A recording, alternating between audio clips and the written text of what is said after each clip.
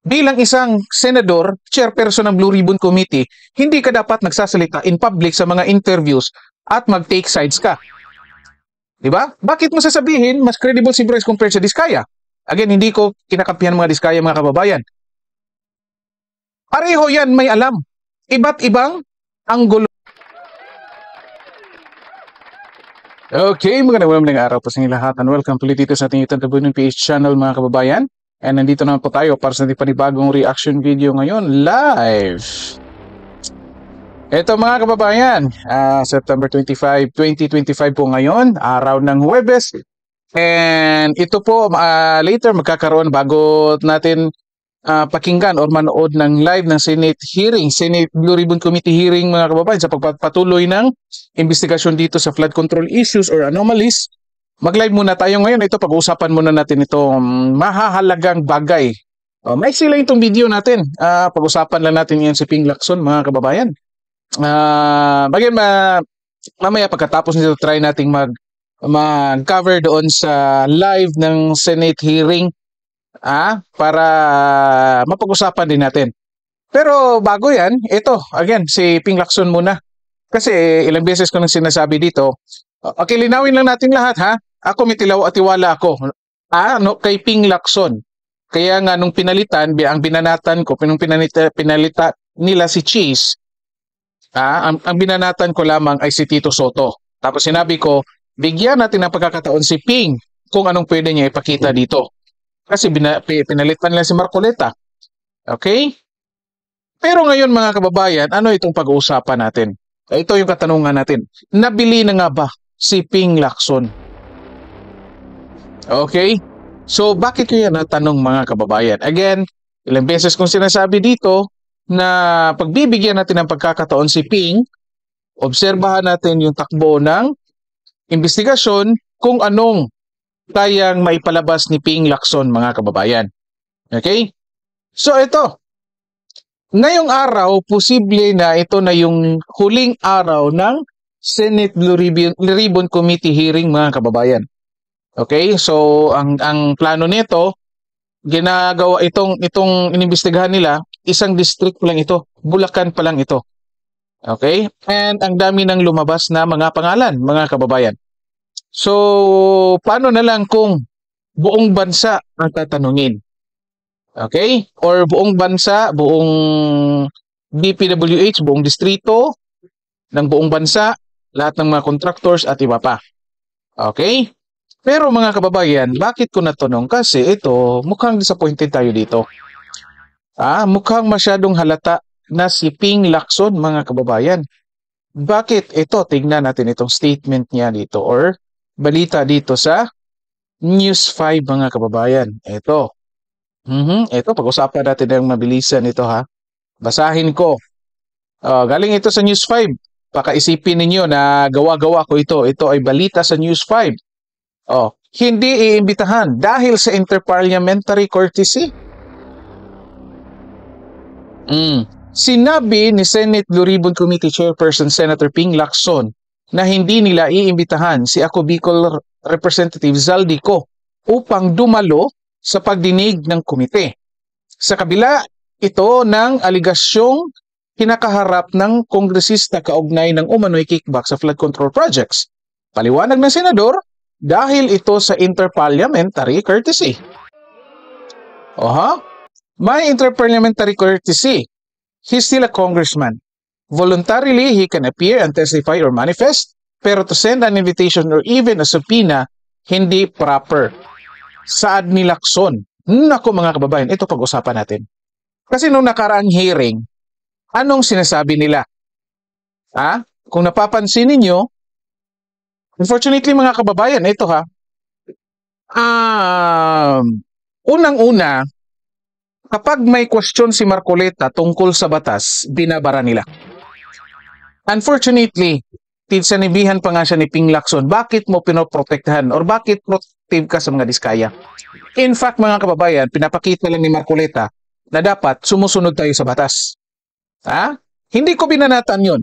Bakit? Kasi again, binibigyan ko pa rin si Ping Lacson, mga kababayan, ng tsansa kung anong maipakita niya dito. para sa kaalaman ng lahat mga kababayan, noong 2022 si Ping Lacson po yung binoto ko bilang presidente. Ha? Para alam ninyong lahat na ako mataas ang tiwala ko dito kay Ping Lacson. Until now. Ha? Pero mga kababayan, yun na nga, nagdududa na tayo, bakit sumang-ayon si Ping dito sa pagpapalit ng liderato ng Senate? Sige, bigyan natin ng chance. Ngayon,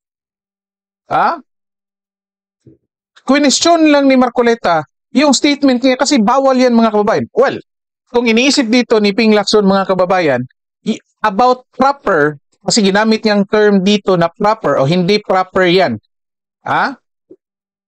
Kung pinag-uusapan dito kung ano yung proper na behavior bilang isang senador, chairperson ng Blue Ribbon Committee, hindi ka dapat nagsasalita in public sa mga interviews at mag-take sides ka. Diba? Bakit mo sasabihin mas credible si Bryce compared sa Diskaya? Again, hindi ko kinakampihan mga Diskaya mga kababayan. Pareho yan may alam. Iba't ibang anggulo. Sa DPWH processes, si Bryce. Sa mga contractors na direct contact sa mga congressman, yung mga Diskaya, may alam sila. O bakit mo kino-compare kung sinong mas credible? Hindi ba pwedeng credible ang both? Bakit ka kailangang mamili? Bakit or? Hindi ba pwedeng and? Mga kababayan, kaya nga pinuna ka ni Marcoleta kasi chairperson ka, ongoing pa yung hearing. Hindi kayo ang nag-i-evaluate sa mga magiging posibleng witness kung ano yung sinasabi nila. Isa yan, mga kababayan. Ito ngayon. Lumabas na yung mga pangalang 17 congressman. Kasali si Martin Romualdez at Zaldico. Binulgar ng mga Diskaya. Anong ginawa ni Ping? Nag-follow up din si Ping? Mga kababayan? Wala, di ba? Dati, nung hindi pa nag-umpisahan itong investigasyon, sa mga interviews ng mga kababayan, pinakita din natin dito. Isa-isa sa mga videos natin. Palagi siya nagsasabi, alam kong mayroong 67 na mga congressman na contractors na may mga kontrata sa gobyerno. Nasaan na yun? O bakit nawawala? Bakit hindi ikaw mismo magsalita? Bakit ang focus ngayon ng investigasyon nakafocus lamang doon sa privilege speech mo? Na ang target lamang ay mga DPWH employees at engineers. Mga bibwit yun. Mga maliliit na tao. Ang dali-daling ipindaw nun kasi maliliit na tao. Pwede mo kaagad kasuhan yan. Kaso kaagad. Kasi may paper trail, mas madali iyang habulin. May mga dokumento. Ngayon, ito pa. Pangalawa niyan, ito, pangatlo. Nung naglabas ang pangalan ng mga Diskaya, walang follow-up. Lumalabas ngayon, hindi nyo pinaniwalaan yung mga Diskaya. Kasi nga, mas credible si Bryce. Ito, ang statement ni Bryce, pakinggan ninyo, binanggit si Joel Villanueva at si Ping. Jinggoy. Di ba? Hearsay. Hindi ko pinagtatanggol rin dito si Jinggoy at si Joel mga kababayan. In fact, gusto ko nga makasuhan para talaga lumabas yung katotohanan. Pero, common sense magsasabi sa atin mga kababayan kung pakinggan niyo yung statement. Hearsay. Kasi sabi ni Bryce, sabi daw ni Henry Alcantara. Nung Martes, nagsalita si Henry Alcantara. Hearsay pa rin. Anong sabi ni Henry Alcantara? Sabi daw ni Roberto Yusek. Roberto ba yun? Siya mismo, si Henry Alcantara mismo nagsabi, hindi niya na-meet mismo yung 2 o 3 senador. Yet naniwala kaagad tayo. Walang ebidensya na sa DOJ nung kahapunan file ng kaso. Or nag-recommend na mag-file ng kaso. Freeze yung assets. Nasa na yung 17 congressman? Ano na nangyari sa kanila? May na-freeze ba na asset aside kay Zaldico? Wala. Ngayon mga kababayan, ayaw ko man itong paniwalaan. Pero mukhang lumalabas dito, na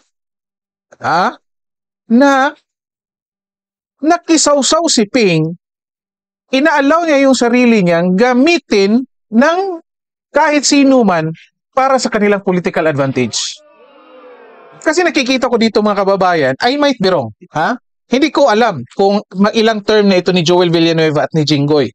Kasi kung meron pa yan silang natirang term, most likely, tatakbo yan by 2028.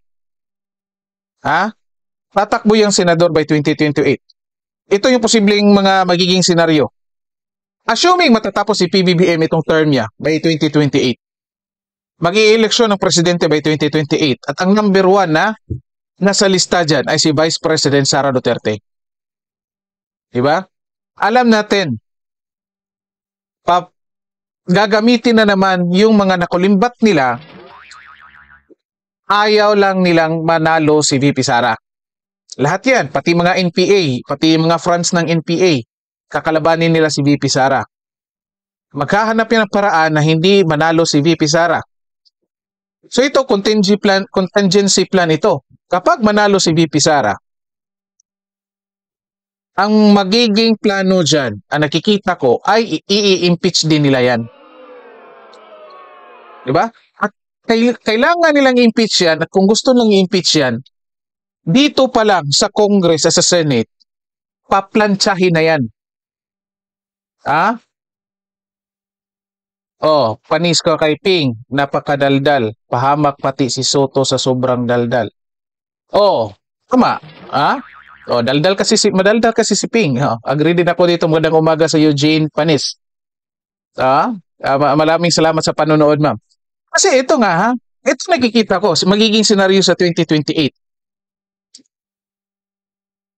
Ina-assume na nila, pinipredict na nila na kung it's contingency plan B. Kung hindi nila matalo si VP Sara sa eleksyon, manalo si VP Sara presidente, pinaplansya na rito sa Senate at sa Congress. So mukhang itong si Jinggoy at si Joel, may posibilidad pa ito magiging senador by 2028. So sinisiraan nila ngayon ito para by 2028, kung nagbabalak itong tatakbo, hindi na ito mananalo. Kasi tingnan nyo mga kababayan, ano na pinag-usapan ngayon sa social media? Lahat. Sa mainstream media, lahat. Jinggoy at Joel, sirang-sira na yung mga pangalan nila. Yet, kung balikan ninyo yung statement, lahat hearsay. Walang ebidensya, mga kababayan. Sabi nga ni Henry, hindi ko na-meet. Hindi nga alam ni Joel Villanueva na may binigay na pera para sa kanya. Hindi nga sinabi pa ni Henry na nagbigay siya ng pera sa undersecretary para daw kay Jinggoy. Ngayon, kung kayo abogado, ako hindi ako abogado.